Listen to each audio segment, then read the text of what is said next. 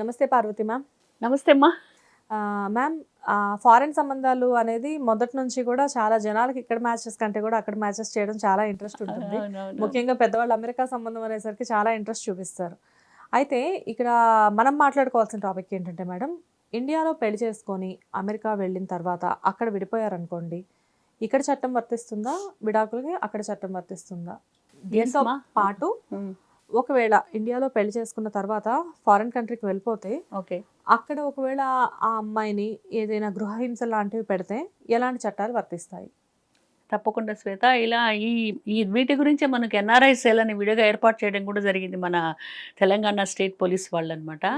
ఈ ఎన్ఆర్ఐ వివాహాలు అంటే ఇటీవల కాలంలో కుటుంబంలో అదొక ప్రెస్టేజ్ ఇష్యూగా భావిస్తున్నారు, అదొక హోదాగా భావిస్తున్నారు. అమెరికా అల్లుడు రావాలని చెప్పేసి గబగబా ఎక్కడో చూసుకుంటుంటారు, తర్వాత ఈమెయిల్స్లో మాట్లాడుకుంటారు, వాట్సాప్ కాల్స్ చేసుకుంటుంటారు, హడావుడిగా పెళ్లి చేసుకుని పంపిస్తూ ఉంటారు.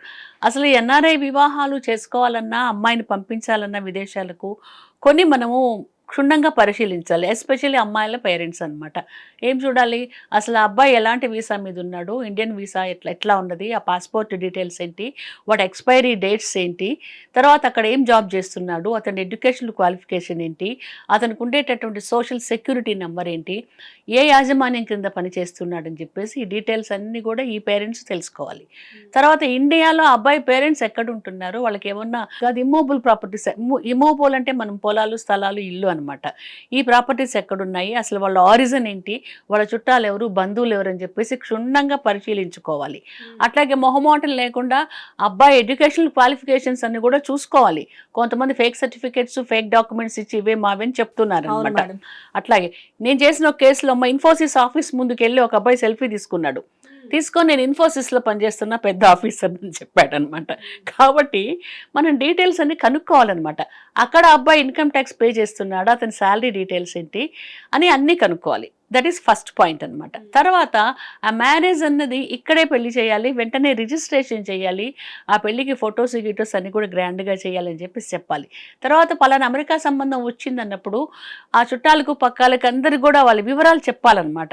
చెప్తే ఒకవేళ ఎవరైనా సెర్చ్ చేసుకున్నప్పుడు ఇంతకుముందు ఈ అబ్బాయి వాళ్ళ కాంటాక్ట్లో వెళ్ళి ఆ పెళ్లి మిస్ అయ్యి కానివ్వండి, ఈ అబ్బాయి గురించి ఏదైనా డీటెయిల్స్ తెలిస్తే వాళ్ళు చెప్తారు మనకి, అయ్యో అబ్బాయి ఆ కుర్రవాడు మంచివాడు కాదండనో, ఆయనకు ఆల్రెడీ పెళ్ళయిందనో, ఆయనకు ఆల్రెడీ డైవర్స్ అనో ఏదో చెప్తారు. సో కొంత ఇన్ఫర్మేషన్ మనకు వస్తుంది. వేరే వాళ్ళు మన సంబంధాలు ఎగరేసుకుపోతారని చెప్పేసి గుట్టు చప్పుడు కాకుండా చేయడం చాలా తప్పనమాట. అసలు అబ్బాయి మ్యారిటల్ స్టేటస్ ఏంటి కనుక్కోవాలి. అక్కడ బ్రహ్మచారిగా జీవిస్తున్నాడా, ఎవరైనా లివింగ్ టుగెదర్గా ఉంటున్నాడా, డైవర్స్ తీసుకున్నాడా, లేకపోతే divorce process A court of లాలో పెండింగ్లో ఉందా, అవన్నీ కూడా మనం తెలుసుకోవాలి. తర్వాత ఇంకొక విషయం శ్వేత, యుఎస్లో ఒక్కొక్క స్టేట్కు ఒక్కొక్క లా ఉంటుందన్నమాట. ఈ వివాహాల గురించి కానివ్వండి, నేరాల గురించి కానివ్వండి, ఆ అబ్బాయి ఉండేటటువంటి స్టేట్లో ఎలాంటి లాస్ ప్రివైలింగ్గా ఉన్నాయని చెప్పేసి ఆ లాస్ గురించి కాస్త కనీస పరిజ్ఞానం మన అమ్మాయికి చెప్పాలి. తర్వాత ఈ అమ్మాయి వెళ్ళబోయే స్టేట్లో అక్కడ తెలిసిన వాళ్ళు ఎవరున్నారు, స్వచ్ఛంద సేవా సంస్థలు ఎక్కడున్నారు, ఏదైనా జరిగితే ఏ నెంబర్కు ఫోన్ చేయాలని చెప్పేసి ఆ డీటెయిల్స్ చెప్పాలి.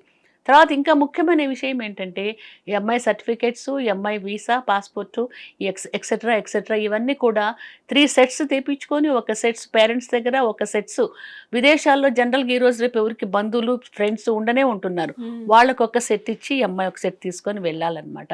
ఏదైనా జరగకూడదు జరిగినప్పుడు మనం ఏదైనా ఎక్కడికైనా అప్రోచ్ అవ్వాలంటే కనీస డాక్యుమెంట్స్ అమ్మాయిల దగ్గర ఉండడం లేదు. కాబట్టి ఇవి కూడా తీసుకొని పోయి జాగ్రత్తగా వెళ్ళి కొంత లా గురించి తెలుసుకొని, కొంత ఏదైనా హెల్ప్ అయితే ఎవరైనా కావాల్సి వస్తే సహాయం చేసే వాళ్ళ నంబర్సు, వాళ్ళ అడ్రస్లు మనం తీసుకొని పోవాలన్నమాట. అంటే ముందుగానే ఇవన్నీ ఎందుకు ఆలోచించాలని చాలామంది మాతో అనేవాళ్ళు, శుభమాంటూ పెళ్లి చేస్తుంటే జాగ్రత్తలు ఏంటి మేడం అని. తర్వాత తెలుస్తుంది వాళ్ళకి వాళ్ళు చేసినటువంటి పనిలో ఎలాంటి కష్టాలు వస్తున్నాయని చెప్పేసి. కాబట్టి ఈ జాగ్రత్తలు వాళ్ళు తీసుకోవాలి. ఇంకా అక్కడికి వెళ్ళిన తర్వాత వాళ్ళకి ఇద్దరికి సరిపడట్లేదు అనుకుందాం. సరిపడకపోతే విడాకులు తీసుకోవడానికి వెళ్ళొచ్చు. అక్కడ కూడా ఆ స్టేట్స్లో విడాకులు ఇస్తాయి. కాకపోతే లాస్ డిఫరెంట్ స్టేట్స్కు డిఫరెంట్ లాస్ ఉన్నాయి వాళ్ళకనమాట. అక్కడ విడాకులు వాళ్ళు తీసుకోవచ్చు. కాకుంటే ఆ విడాకులు మన దేశంలో చెల్లుతాయా చెల్లవా అని మీరు అడిగిన ప్రశ్న. వాళ్ళిద్దరు కూడా ఇండియన్సే. ఇండియాలో పుట్టి పెరిగారు, ఇండియాలో చదువుకొని ఉంటారు, ఇండియాలో హిందూ వివాహం ప్రకారం, హిందూ వివాహ చట్టం ప్రకారం వివాహం చేసుకుంటారు. అవును. కాబట్టి అమెరికా లాస్ వేరే. అక్కడ వాళ్ళు పుట్టిన ప్లేస్ కాదు, పెరిగిన ప్లేస్ కాదు, పెళ్లి చేసుకున్న ప్లేస్ కాదు, కేవలం కలిసి కాపురం చేసినటువంటి ప్లేసు. ఇంకా కొంతమంది ఇక్కడే కొన్నాళ్ళుండి అక్కడికి మళ్ళీ వెళ్ళే అవకాశం కూడా ఉంటుందన్నమాట. కాబట్టి అలాంటి విడాకులైతే మన దేశంలో చెల్లవు. ఒకవేళ మరి అక్కడ వాళ్ళు తీసుకోవచ్చు కదా, అక్కడ డైవర్స్ చాలా ఈజీగా వస్తాయమ్మా. తీసుకోవచ్చు కదా అనుకున్నప్పుడు ఎలాంటి డైవర్స్ చెల్లుతాయి అంటే, భార్య కానీ భర్త కానీ విడాకుల కేసి ఆ కేసు నడిచి ఎవరు నెగ్గుతారో అప్పుడు ఆ విడాకులు చెల్లుతాయన్నమాట. అలా కాకుండా కన్సెంట్ డైవర్స్ కానీ, ఎక్స్పార్టీ డైవర్స్ కానీ, విదేశాల్లో వచ్చినటువంటి డైవర్స్లు ఇక్కడ చెల్లవు. ఒకవేళ అక్కడ విడాకులు కోర్టులు ఇచ్చినా కూడా ఆ కోర్టు విడాకులు ఇవ్వడానికి ఉండేటటువంటి కారణాలు ఉంటాయి కదమ్మా, గ్రౌండ్స్. ఆ గ్రౌండ్స్ మన హిందూ మ్యారేజ్ యాక్ట్లో ఉండేటటువంటి గ్రౌండ్స్ రెండు కోయిన్సైడ్ అవ్వాలన్నమాట. ఓకే. ఇక్కడ ఉండే కారణమే అక్కడ ఆ కోర్టు యాక్సెప్ట్ చేసి ఆ కారణంగా ఇచ్చినప్పుడు మాత్రం విడాకులు చెల్లుతాయి. కాబట్టి ఎన్నో కాంప్లికేషన్స్ ఉంటాయన్నమాట.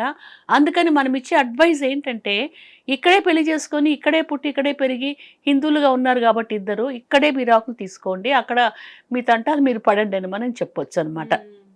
ఇంకా కాకుంటే అక్కడ మ్యూచువల్ కన్సెంట్ డైవర్స్ తీసుకుంటారు చూడండి. అక్కడ మ్యూచువల్ కన్సెంట్ డైవర్స్ తీసుకుంటే ఏమవుతుందంటే, ఇక్కడ కూడా మళ్ళీ ఆ డైవర్స్ను వాళ్ళు వ్యాలిడేట్ చేయించుకోవాలన్నమాట.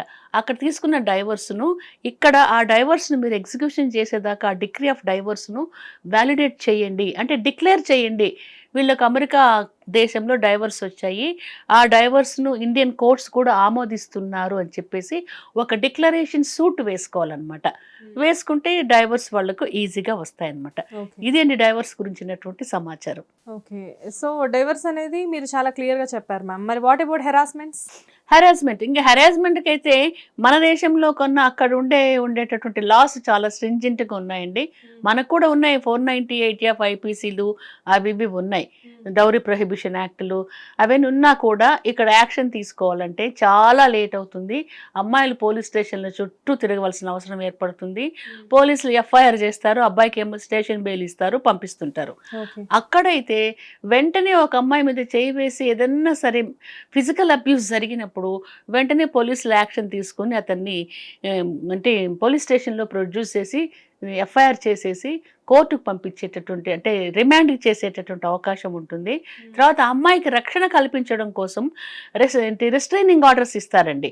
ఆ అమ్మాయి ఉండేటటువంటి పరిసరాల్లో సంచరించకుండా, పరిసరాలంటే ఆ వీధి ఆ బజార్ కాదు, ఆ 200 కిలోమీటర్స్ దూరంలో ఎక్కడ నువ్వు కనిపించకూడదు, ఆ ఏరియాలోకి ఆ ఊర్లోకి నువ్వు ఎంటర్ కాకూడదు అని చెప్పేసి వాటిని రిస్ట్రైనింగ్ ఆర్డర్స్ అని అంటారనమాట. రిస్ట్రైనింగ్ ఆర్డర్స్ ఇస్తారు. అక్కడ కూడా ఈ physical abuse, mental abuse, financial abuse ఉన్నప్పుడు లాస్ చాలా స్ట్రింజెంట్గా ఉంటాయి. అక్కడ ఒక్కసారి ఇరుక్కుంటే చాలా కష్టం అయిపోతుంది. ఇంకా ఆఖరికి అది ఏదైనా కాంపెన్సేషన్, హై కాంపెన్సేషన్ ఇచ్చుకొని కానివ్వండి, మళ్ళీ తిరిగి కలిసి ఉంటామని కానివ్వండి, ఏదో ఒక మార్గం చూసి కేసెస్ కొట్టివేసుకునేటటువంటి అవకాశం ఉంటుంది తప్ప మన దేశంలో లాగా ఏండ్లు పూండ్లు తిప్పేటటువంటి అవకాశం లేదు. మన దేశంలో మీరు అన్నట్టు ఈ డౌరీ హెరాస్మెంట్ లా అవన్నీ కూడా ఇప్పుడు చాలా తేలికైపోయినాయి అనమాట. ఎఫ్ఐఆర్ అయితే చేస్తున్నారు, పంపిస్తున్నారు, ఆ కేసులో గెలిచిన వాడు గెలుస్తాడు, ఓడిన వాడు ఓడుతారు, శిక్ష పడితే పడుతుంది, శిక్ష పడకపోతే క్లీన్ ఎక్విటల్గా అబ్బాయిలు బయటకు వెళ్తున్నారు. లేదా అమ్మాయిలే మాకేదో ఒక ఎలిమని ఇవ్వండి, కన్సెంట్ డైవర్స్ ఒప్పుకుంటామని చెప్పేసి కన్సెంట్ డైవర్స్ తీసుకుంటున్నారమ్మా. అదనమాట. కాబట్టి అక్కడ ఇచ్చిన డైవర్స్ కన్నా కూడా మన దేశంలో తీసుకునేటటువంటి డైవర్సే బాగుంటుంది. తర్వాత వాళ్ళు డైవర్స్ తీసుకున్నాక మళ్ళీ మ్యారేజ్ చేసుకోవాలనుకో శ్వేత, ఇప్పుడు ఒక అమ్మాయి అబ్బాయి అమెరికాలోనే విడాకులు తీసుకున్నారు, అమ్మాయి మళ్ళీ పెళ్లి చేసుకోవాలి, అబ్బాయి మళ్ళీ పెళ్లి చేసుకోవాలి, మళ్ళీ ఇండియన్సే చేసుకుంటారు కదా మన దేశంలో వాళ్ళని చేసుకుంటే, ఇక్కడ చేసుకోబోయేటటువంటి అబ్బాయి కానివ్వండి అమ్మాయి కానివ్వండి అడిగే క్వశ్చన్ ఉంది, మీరు అక్కడెక్కడో ఉన్నారు, అక్కడ విడాకులు తీసుకున్నారు, అమెరికా విడాకులు చెల్లవంటున్నారు, కొందరేమో చెల్లుతాయి అంటున్నారు, మాకు వద్దు, మాకు ఇండియన్ విడాకులే కావాలి, మన హిందూ మ్యారేజ్ యాక్ట్ ప్రకారమే కావాలి అన్నప్పుడు మనకు ప్రాబ్లం రైజ్ అవుతుంది. అందుకని అక్కడ విడాకులు వచ్చినా కూడా ఆ విడాకులను ఇక్కడ మనం పిటిషన్ వేసుకొని కన్ఫర్మ్ చేసుకుంటే మంచిదన్నమాట.